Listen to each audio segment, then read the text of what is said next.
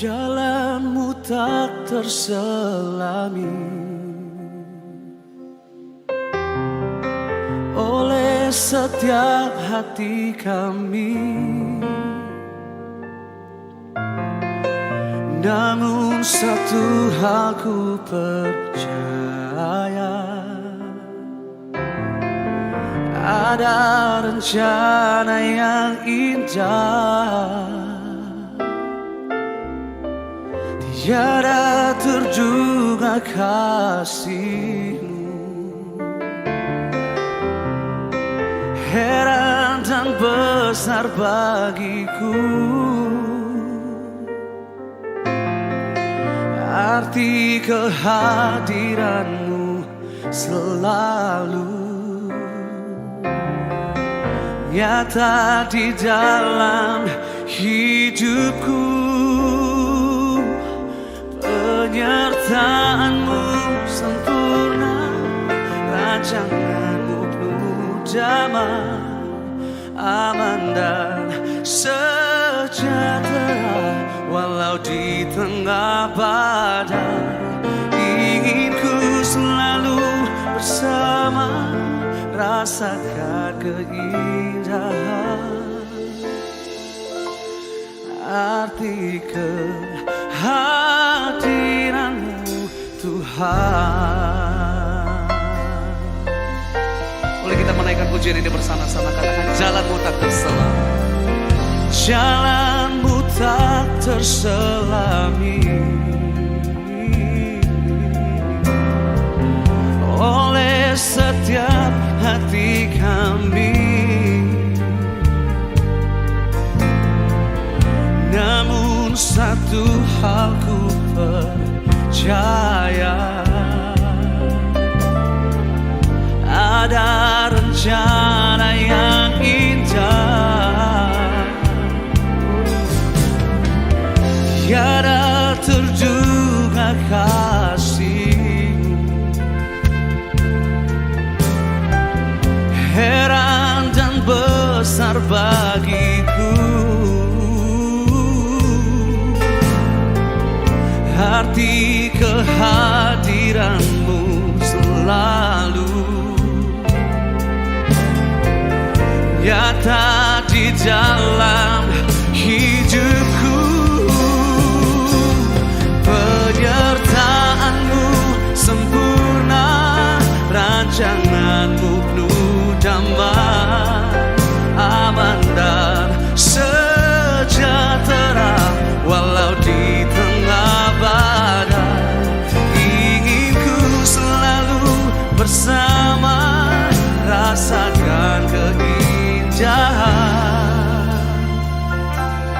arti kehadiran-Mu Tuhan. Haleluya, puji Tuhan. Saudara yang saya kasih di dalam Tuhan Yesus Kristus, saya Pendeta Nathanael Theo Setiawan dari GBT Anugerah Bandung merasa sangat bersyukur kepada Tuhan dan senang sekali dapat berjumpa dengan saudara dimanapun sudah berada untuk mendengarkan atau mengikuti pembahasan firman Tuhan singkat saat ini dengan sebuah tema yang saya rasa pernah kita alami dalam hidup kita. Teristimewa di masa kesesakan, di masa kita merasa seorang diri harus menanggulangi setiap masalah yang kita hadapi. Mungkin kita anggap tidak ada tempat untuk curahan hati, atau kita menganggap tidak adanya atensi perhatian dari orang lain. Dan juga pada saat kita merasa ada serangan-serangan dari kuasa kegelapan, saudara-saudaraku, dan saya pernah melihat dalam Alkitab bagaimana dalam kesendirian Hawa di Taman Firdaus dibujuk oleh ular tua yang dirasuk oleh kuasa kegelapan, oleh iblis. Hawa dalam di mana dia seorang diri. Juga saya membaca dalam Alkitab di mana Daud seorang diri di atas loteng rumah, satu rumah. Dan di sana dia jatuh dalam dosa. Juga saya melihat dalam perjanjian baru di mana Yohanes Pembaptis di masa aniaya, dia merasa sendirian, dia pernah meragukan tentang Yesus, apakah dia Mesias yang diutus. Dengan kata lain, saudara, dikala kita merasa sepi sendirian, kita harus mempunyai sikap sebagai orang yang percaya, tentu sikap yang positif, sikap yang dilandasi oleh kebenaran firman Tuhan, agar kita tidak mengambil jalan yang salah, tidak mengambil sikap atau pikiran yang dikuasai oleh kegelapan. Maka tema saat inilah kala kita merasa sepi sendirian. Saudara yang diberkati oleh Tuhan, mari kita dengan iman, dengan rasa lapar dan haus akan firman Tuhan, dengan satu kerinduan pemulihan dari Tuhan, dari kuasa Roh Kudus, pada saat kita menerima firman Tuhan ini, sebagaimana saya juga berdoa dan saya punya kerinduan memberitakan firman dengan satu tujuan motivasi agar yang lemah dikuatkan, yang sudah jauh dari Tuhan dekat kembali, yang sudah berada di luar jalan daripada Tuhan mereka kembali ke jalan sesuai dengan kehendak Tuhan. Itulah tujuan saya memberitakan firman Tuhan. Terutama di masa-masa yang penuh dengan tantangan ini, begitu banyak orang yang merasa lonely, kesepian. Namun sebelumnya, saudara yang terkasih, kita berdoa, minta pimpinan daripada Tuhan dalam pemberitaan firman Tuhan ini. Bapa yang penuh kasih, dalam nama Tuhan Yesus Kristus, kami sangat bersyukur saat ini kembali pada waktu, kesempatan yang Tuhan berikan kepada kami untuk kami dapat merenungkan kebenaran firman Tuhan. Mari Roh Kudus menolong pembahasan dari awal sampai akhir. Tuhan, kami percaya dalam firman-Mu ada kuasa. Dalam firman Tuhan ada breakthrough, terobosan. Karena firman Tuhan adalah Tuhan sendiri.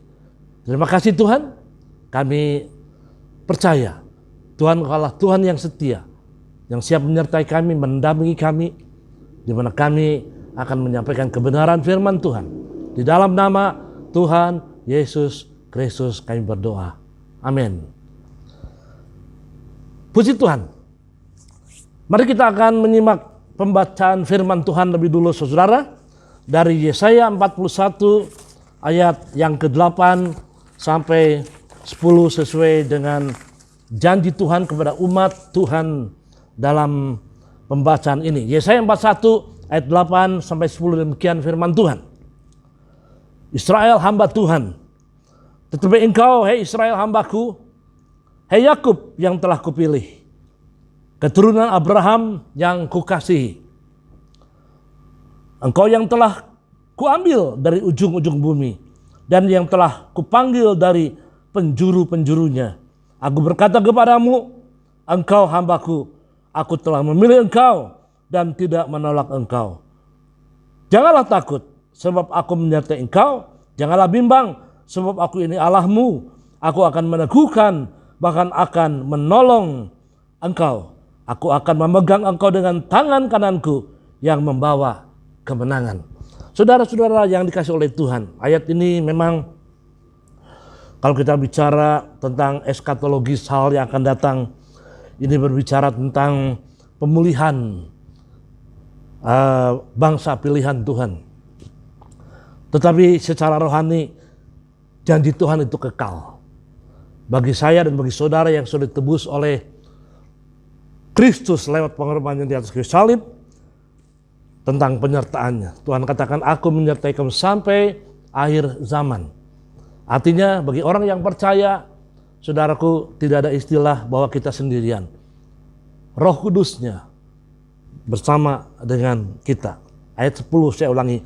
Janganlah takut sebab aku menyertai engkau. Janganlah bimbang sebab aku ini Allahmu. Aku akan meneguhkan, bahkan akan menolong engkau. Aku akan memegang engkau dengan tangan kananku. Tangan kanan berbicara tentang kekuatan Tuhan yang membawa kemenangan. Puji nama Tuhan. Di masa-masa di mana saudara yang terkasih, tantangan terasa begitu berat, kesesakan bertubi-tubi, kesukaran, kesulitan yang kita hadapi dalam dunia yang fana ini.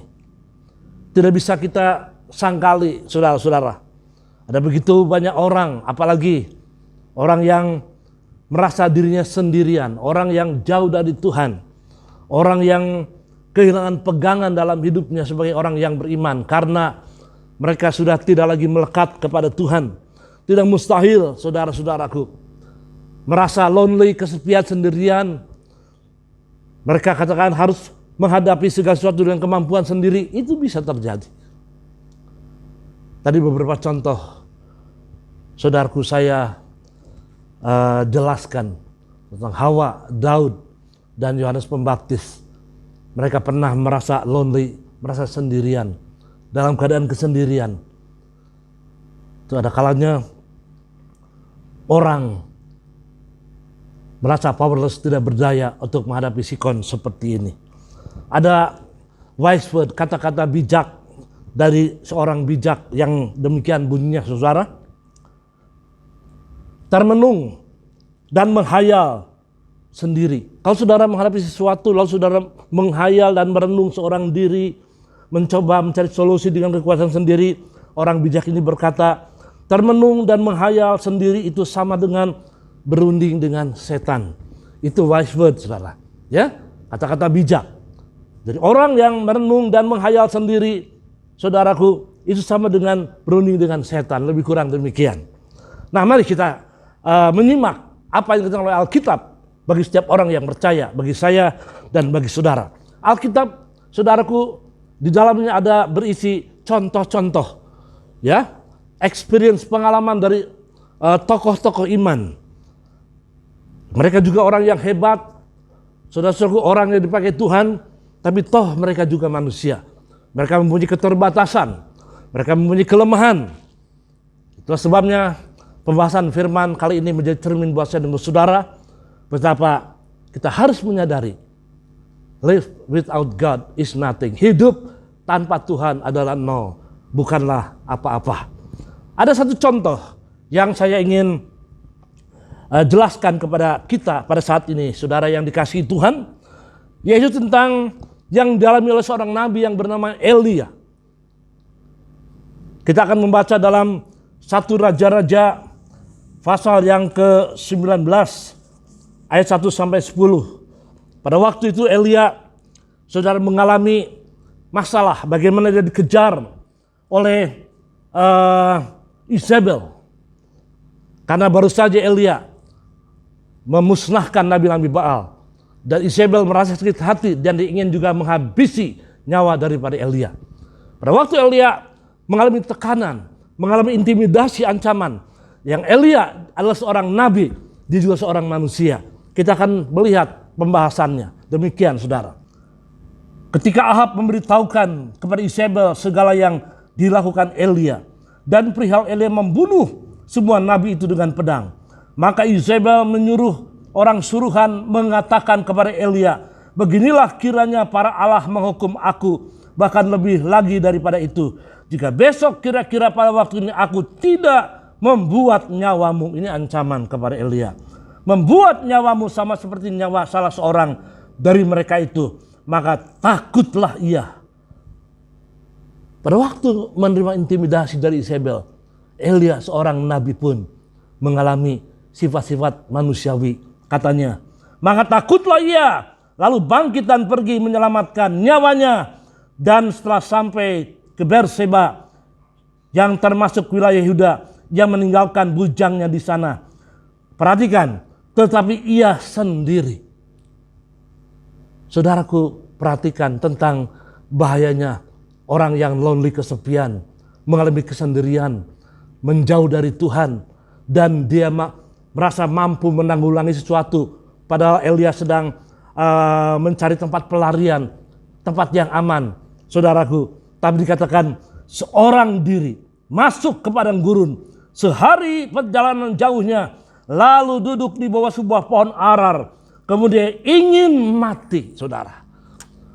Pergi seorang diri dalam situasi yang mencekam, intimidasi, ketakutan, dia tinggalkan pembantunya, dia pergi seorang diri. Tadi saya bacakan perkataan wise word seorang bijak, saudara. Ya, termenung dan menghayal sendiri, itu katanya itu sama dengan berunding dengan setan. Elia mengalami situasi seperti ini. Ini cerminan buat kita bahwa betapa pentingnya kita melibatkan Tuhan, saudara, dalam segala aspek kehidupan kita, dalam suka dan duka. Kita lanjut ya pembacaan ini, saudara. Kemudian ingin mati, dia mulai, saudaraku, mengalami hopeless, keputusasaan. Katanya, cukuplah ini sekarang ya Tuhan, ambillah nyawaku, sebab aku tidak lebih baik daripada nenek moyangku. Setelah itu ia terbaring dan tidur di bawah pohon arar itu. Saudara-saudara, Elia mengambil sikap yang salah. Memang di satu sisi dia merasa ada tekanan yang berat, ancaman. Tetapi di sisi yang lain dia menunjukkan, saudara, seakan-akan dia tidak mempunyai Allah yang hidup, yang selama ini dia layani, yang selama ini dia sembah. Dia katakan, aku ingin mati, cabut saja nyawaku. Betapa hebat, saudara, keputusasaan itu. Putus asa itu bahasa Inggrisnya hopeless, kehilangan pengharapan. Jangan biarkan diri saudara dan diri saya kehilangan pengharapan. Kita bersyukur, Alkitab katakan, di dalam Kristus kita mempunyai harapan. Dan Tuhan selalu siap menyertai kita sampai akhir zaman. Tapi Tuhan itu setia, saudara. Di tengah keputusasaan Elia, dia terbaring dan ingin tidur. Terbaring itu biasanya orang tidur, banyak juga dialami oleh orang dewasa ini. Untuk melupakan masalah, melupakan tekanan, pressure, melupakan saudara-saudaraku, pengalaman-pengalaman yang pahit, mereka kemudian tidur. Tidur tidak salah, saudara. Ya, kita pun perlu tidur, perlu rest, istirahat. Tapi kalau itu merupakan pelarian, saudara, begitu dia bangun tidur, masalah itu muncul lagi. Saya pernah membaca sebuah advice, nasihat. Katanya, hadapilah masalah bersama Tuhan, jangan kau menghindarkan diri dari masalah. Dan masalah itu tidak akan selesai kalau engkau melarikan diri dari masalah. Hadapilah bersama-sama dengan Tuhan. Dan di sini kita melihat, pada waktu Elia terbaring dalam keputusasaan, seorang diri, lonely, dia kesepian, saudara. Setiap terbaring yang tidur di pohon arar itu, tetapi tiba-tiba seorang malaikat menyentuh dia, berkata kepadanya, bangunlah, makanlah. Ketika ia melihat sekitarnya, maka pada sebelah kepalanya ada roti bakar dan sebuah kendi berisi air.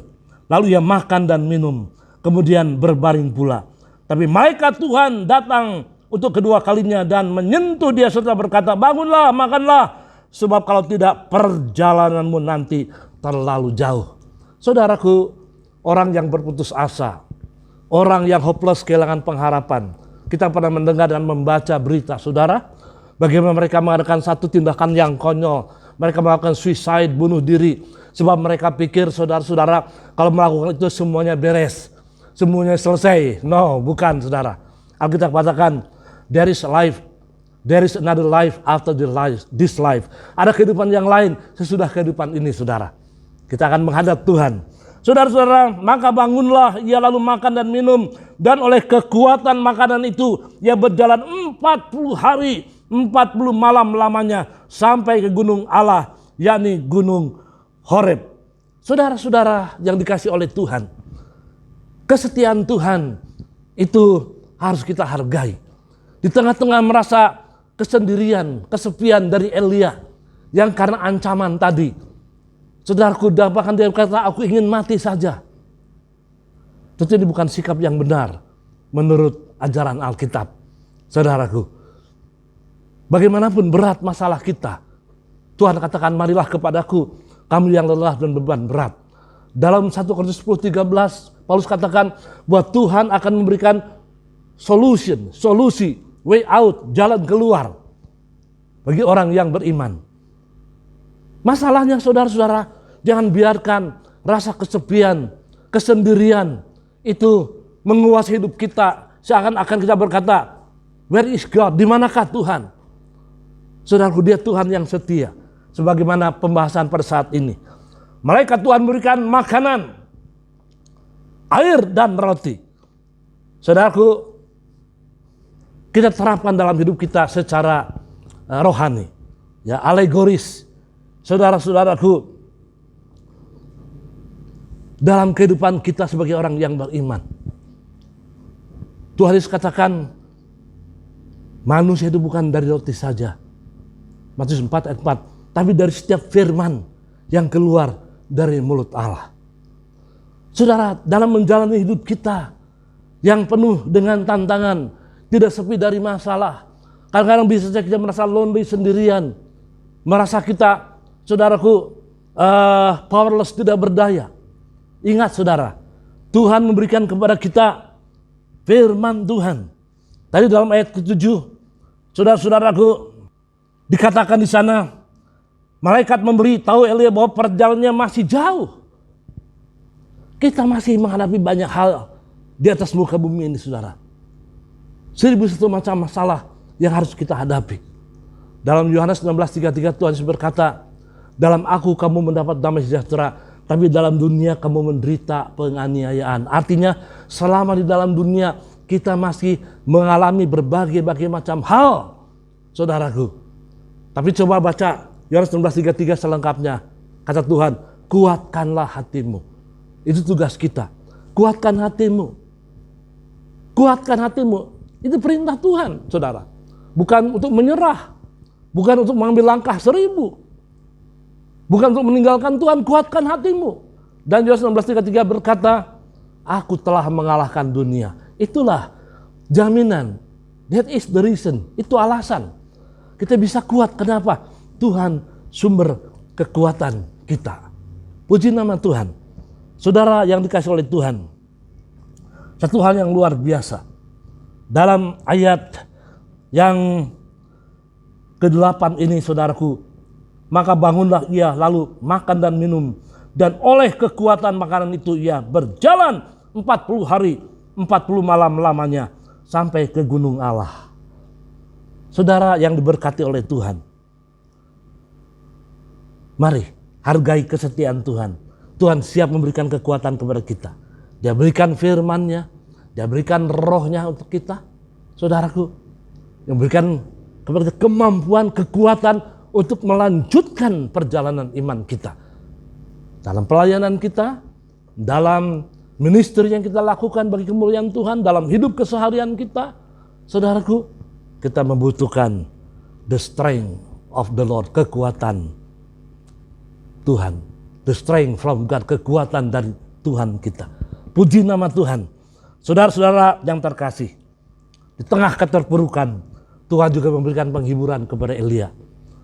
Elia merasa dia lonely, kesepian, sendirian. Tapi Tuhan berkata, tidak. Ada orang-orang juga lain yang masih setia. Saudara-saudara, kita harus meniru, mencontoh adanya orang-orang yang masih berkomitmen, konsisten. Memang tidak sedikit, kata firman Tuhan, di akhir zaman ada iman yang berguguran. Tapi juga ada orang yang bertahan. Ayat 18 dari 1 Raja 19 berkata, tapi aku akan meninggalkan 7.000 orang di Israel, yakni semua orang yang tidak sujud menyembah Baal dan yang mulutnya tidak mencium dia. Tuhan menghibur Elia, selain engkau ada yang lain yang masih setia kepadaku. Saudara yang dikasih oleh Tuhan, mari percayalah akan kekuatan yang Tuhan berikan kepada kita. Di masa kita merasa lonely, kesepian, betapa berat tantangan yang kita hadapi, God is with us. Tuhan bersama-sama dengan kita. Sang Immanuel, Tuhan bersama-sama dengan kita. Itu contoh tentang Elia. Diberi makan dan minum. Walaupun secara alegoris kiasan, ini berbicara juga soal rohani. Saudaraku, tentang firman Tuhan dan kuasa Roh Kudus yang diberikan kepada saya dan kepada saudara. Manusia itu bukan dari roti saja, tapi dari setiap firman yang keluar dari mulut Allah. Contoh yang pertama tentang Elia. Yang kedua, ternyata seorang yang bernama Musa juga pernah, saudaraku, merasa masalah, yaitu loneliness, kesepian. Dalam Bilangan, saudaraku, pasal yang ke-11, saya bacakan. Musa ditunjuk oleh Tuhan untuk memimpin bangsa Israel keluar dari tanah perhambaan Mesir menuju Promised Land, tanah perjanjian, di mana mengalir air susu dan madu. Tapi ternyata di tengah perjalanan tidak mudah, saudara. Orang Israel mulai bersungut-sungut, mereka mulai komplain, mereka mulai protes kepada Musa. Di antaranya, saya akan bacakan buat saudara. Bilangan 11 ayat 4. Orang-orang bajingan yang ada di antara mereka kemasukan nafsu rakus. Ini orang Israel yang dipimpin oleh Musa. Dan orang Israel pun menangislah pula serta berkata, siapakah yang akan memberi kita makan daging? Di tengah perjalanan mereka komplain, mengeluh, protes kepada Musa. Saudaraku. Dan ini merupakan beban yang berat buat Musa. Saya baca dalam khusus pasal ini sekitar 600.000 orang saat itu yang dipimpin oleh Musa. Bukan 1-2 orang, saudara. Lanjut. Kata mereka, saudara. Nah ini. Kita teringat kepada ikan yang kita makan di Mesir dengan tidak bayar apa-apa. Padahal di sana mereka diperhamba, diperbudak, menjadi sapi perahan. Saudaraku, dan Tuhan bebaskan, tapi mereka bersungut-sungut katanya, lebih enak kami di Mesir. Kami bisa makan daging di sana. Ini menunjukkan apa, saudara?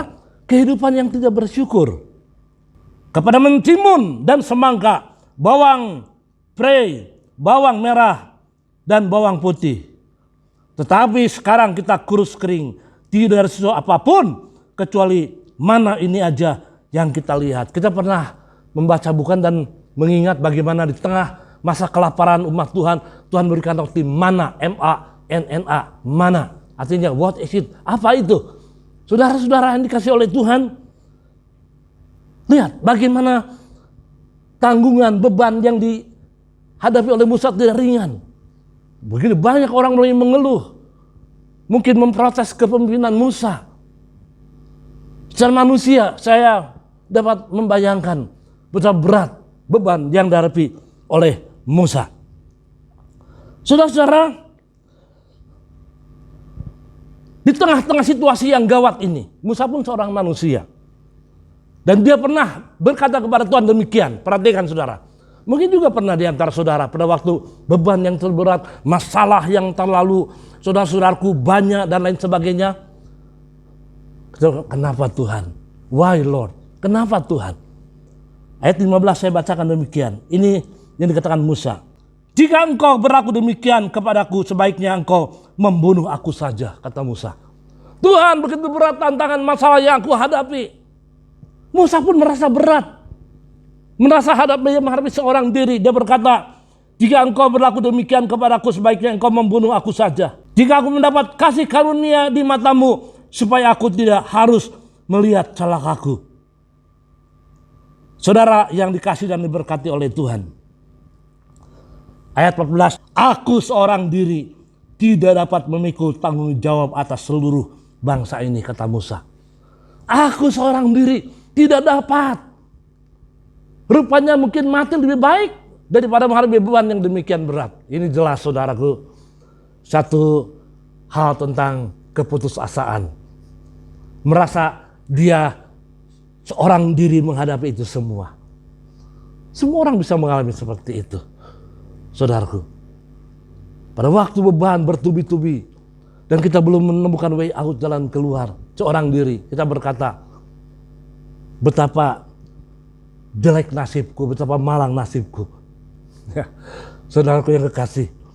Apakah itu menyelesaikan masalah? Saudaraku. Ya, kita harus mencari mendapatkan way out, jalan keluar dari masalah itu. Saudara-saudara yang dikasih oleh Tuhan. Musa berkata, aku harus seorang diri Tuhan menghadapi ini semua. Berat rasanya. Tapi Tuhan itu adalah Tuhan yang setia. Tuhan yang kita sembah adalah Tuhan yang setia. Yang pasti memberikan kekuatan kepada kita. Akhirnya Musa menerima kepastian bahwa ia akan menerima jalan keluar. Dalam ayat yang ke-21 dan 23 dari bilangan 11 ini. Saudaraku, luar biasa. Tetapi kata Musa, bangsa yang ada bersama aku ini berjumlah 600.000 orang. berjalan kaki. Namun engkau berfirman, daging akan kuberikan kepada mereka. Ya, dan genap sebulan lamanya mereka akan memakannya. Dapatkah sekian banyak kambing, domba dan lembu, sapi disembelih bagi mereka, sehingga mereka mendapat hidup? Atau dapatkah ditangkap segala ikan di laut bagi mereka, sehingga mereka mendapat cukup? Tapi Tuhan menjawab Musa, masakan kuasa Tuhan akan kurang untuk melakukan itu. Sekarang engkau akan melihat apakah firman-Ku terjadi kepadamu atau tidak. Tuhan berjanji di tengah merasa loneliness, kesendirian Musa, Tuhan berkata, masa kuasa Tuhan kurang untuk melakukan semua itu? Saudaraku, don't limit your God. Jangan batasi kuasa Tuhan. Apapun yang saudara hadapi di masa pandemi ini, di masa mungkin keterpurukan ekonomi, ya, saudaraku, di masa kesulitan lain yang begitu ada di hadapan kita. Mari kita percaya kepada Tuhan. Masakan kuasaku kurang untuk menolong kamu. Puji nama Tuhan. Saudara, kalau saudara baca nanti di rumah untuk mempersingkat, janji Tuhan digenapi, saudara. Dalam Bilangan 11 ayat 31 sampai 35, Tuhan kirimkan burung puyuh yang begitu banyak. Bilangan 11, 31, 35. 600.000 orang, saudara. Itu saudara baca. Tuhan berjanji bahwa Dia menyertai kita, menyertai saya, menyertai saudara. Puji nama Tuhan. Pada waktu saudara menyimak pembahasan firman ini, mungkin saja ada yang saudara yang sedang mengalami lonely, sepi. Loneliness, kesepian itu menerpa hidup saudara. Jangan saudara pernah mengalami seperti Elia, seperti Musa. Aku tidak sanggup lagi. Saudara, ada Tuhan yang masih berfirman, dan firman-Nya ya dan amin, tidak berubah. Burung puyuh diberikan di tengah bagaimana Musa berkata, aku seorang diri tidak mampu Tuhan. Seorang Musa, saudara, sekali bermusa, sekali berelia, pernah merasa kesepian. Jangan biarkan kesepian menerpa hidup saudara. Berjalanlah makin dekat, makin melekat kepada Tuhan, saudara. Jangan seperti Hawa, seorang diri didatangi oleh ular. Ya, saudaraku, tadi saya berikan beberapa contoh Daud. Sementara orang berperang, dia di atas kamar loteng, dia jatuh dalam dosa. Yohanes Pembaptis waktu dia di penjara, dia meragukan apakah Yesus itu Mesias yang dikirim. Jangan biarkan, saudaraku, kelemahan, merasa kesendirian itu menghantui hidup saudara. Ingat, saudara, ada banyak ayat dalam Alkitab, God is faithful, Tuhan itu setia. Puji nama Tuhan. Contoh yang terakhir yang tidak kalah hebatnya, Tuhan kita Yesus Kristus. Menjelang, saudara, di tengah-tengah penderitaan yang maha dahsyat, menjelang dia naik ke Kalvari di atas kayu salib. Dia adalah the Son of God, putra Allah, saudaraku. Tapi dalam keadaan manusia dia merasa begitu berat. Pada waktu cawan diberikan, dia katakan, kalau boleh saja lalukanlah cawan ini daripadaku. Dia yang tanpa dosa, dia yang tidak mengenal dosa, dijadikan dosa.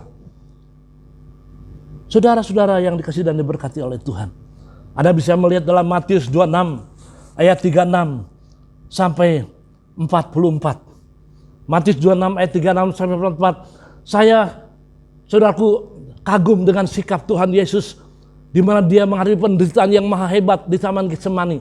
Apa yang dia lakukan, saudara? Nanti saudara baca.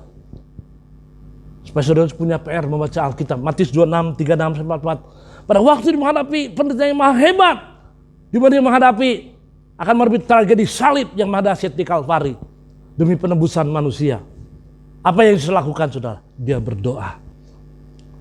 Dia merasa sendiri. Kalau ada baca di sana, muridnya pun tidur semua. Disuruh berdoa, mereka tidur. Saudaraku, tapi Tuhan Yesus menunjukkan sikap ketergantungan kepada Sang Bapa. Dan dalam salah satu doa yang sangat terkenal dia katakan, bukan kehendakku yang jadi, tapi kehendakmu. Bukan kehendakku yang jadi, tapi kehendakmu ini berbicara tentang apa, saudaraku? Penyerahan total kepada Bapa di sorga. Dia berdoa. di tengah-tengah penderitaan yang dahsyat, merasa kesendirian. Kalau Anda baca ada perkataan Tuhan, aku sangat takut rasanya. Saudara-saudara, tapi sikap yang luar biasa ditunjukkan, dia berdoa. Saudaraku, kenapa saya katakan sengsara yang dahsyat? Di atas salib, dalam Markus 15:34 dia berseru, Eli Eli lama sabachthani, Bapa kenapa engkau tinggalkan aku? Pada waktu dia sedang memikul dosa manusia, tubuhnya yang kudus yang tanpa dosa itu berlumuran dosa manusia. Coba dalam surat Paulus katakan, di dalam tubuhnya dia memikul dosa kita. Dihadapi dengan doa. Apa yang saudara ketahui saudara? Dia mati. Pada hari yang ketiga dia bangkit. Dia naik dalam kemuliaan. Dan banyak ayat mengatakan dia diberikan nama. Name above all name. Nama di atas segala nama. Semua lidah mengaku dia adalah Tuhan. Semua lutut bertelut. Dalam kesendiriannya dia berdoa melekat kepada Bapa. Saya berdoa kiranya pembahasan firman ini di tengah kesendirian, andalkan Tuhan. Kiranya memberkati kita di masa-masa yang penuh kesulitan ini. Banyak orang mengerang, banyak orang mengeluh, banyak orang merasa, where is God? Di manakah Tuhan? God is faithful, Tuhan itu setia.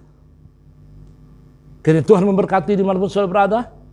Saudaraku yang lemah dikuatkan, yang sakit badani, sakit rohani disembuhkan, yang sudah jauh dari Tuhan didekatkan kembali dengan Tuhan, yang sudah kehilangan kasih yang pertama, yang mula-mula dipulihkan kembali, menjadi setia kepada Tuhan. Jangan biarkan iblis menipu bahwa saudara sendiri. Tuhan ada dan Tuhan mengasihi saudara sampai saat ini. Baik saudara, kita akan berdoa kepada Tuhan. Mari, dimanapun saudara berada, kita berdoa. Tuhan yang kita sembah adalah Tuhan yang setia. Bapa yang penuh kasih, dalam nama Tuhan Yesus Kristus, kami sangat bersyukur kepada Tuhan saat ini. Di waktu yang ada kami boleh menyampaikan firman-Mu.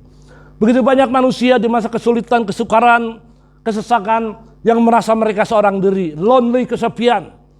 Tuhan, di masa-masa yang penuh kesukaran ini, biarlah firman-Mu sampai kepada mereka, membangkitkan iman mereka, bahwa Tuhan di dalam Kristus adalah Tuhan yang setia. Tuhan menolong mereka yang sudah lemah, yang sudah imannya tidak berdaya, yang kehilangan kasih yang mula-mula. Tuhan pulihkan. Biar di tengah keterpurukan ini mereka boleh mengalami uluran dan jamahan tangan Tuhan. Terima kasih Tuhan, berkati semua yang menyimak pembahasan firman pada saat ini. Kami percaya selalu ada kemenangan jalan keluar bersama Tuhan. Puji nama Tuhan, kami berdoa ya Tuhan dengan penuh kasih bagi para hamba Tuhan dimanapun berada, yang sedang melayani Tuhan, memberitakan firman, memberkati mereka, berikan kekuatan dimanapun mereka berada. Gereja-gereja Tuhan memberkati, biarlah Tuhan nama Tuhan dipermuliakan, menyertai pekerjaan Tuhan dimanapun berada. Tuhan kami doakan bagi perdamaian dunia, Kaulah Raja Damai Tuhan. Kami doakan Tuhan menolong perdamaian dunia, berikan hati-hati yang penuh kasih kepada para pemimpin dunia. Tuhan, hanya Tuhan saja yang bisa menjamah hati mereka dengan kuasa Roh Kudus, kuasa firman-Mu. Memberkati para pemimpin dunia ini Tuhan. Mereka hidup dalam sejahtera Allah, perdamaian di antara bangsa-bangsa. Haleluya.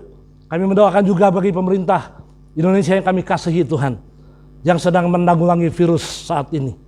Dari Bapak Presiden, Wakil Presiden, para Menteri, TNI, Polri, DPR, MPR, dan pejabat-pejabat daerah yang sampai yang terendah, memberkati. Tuhan melindungi NKRI, memberkati NKRI, menjaga NKRI Tuhan, dengan pertolongan perlindungan Tuhan.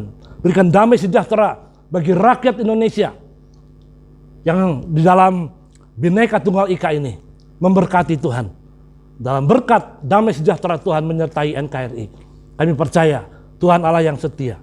Terima kasih kiranya pemberitaan firman ini boleh sampai kepada setiap hati, memberkati mereka, memulihkan mereka. Terima kasih Tuhan. Kami percaya firman yang disampaikan tidak terbuang dengan sia-sia. Dalam nama Tuhan Yesus Kristus berdoa. Haleluya. Amin. God bless you all.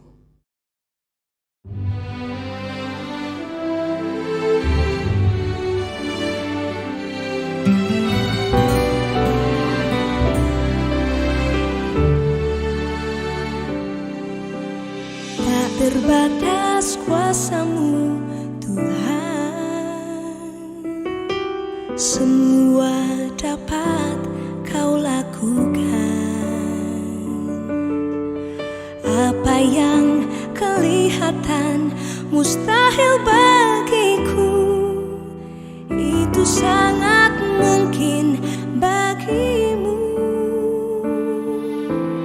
Tak terbatas kuasa-Mu, Tuhan. Semua dapat kau lakukan. Apa yang kelihatan mustahil bagiku, itu sangat mungkin bagimu. Di saat ku tak berdaya, kuasa-Mu yang sempurna. Ketika ku percaya, mujizat itu nyata. Bukan karena kekuatan, namun Roh-Mu ya Tuhan. Ketika ku berdoa, mujizat itu nyata.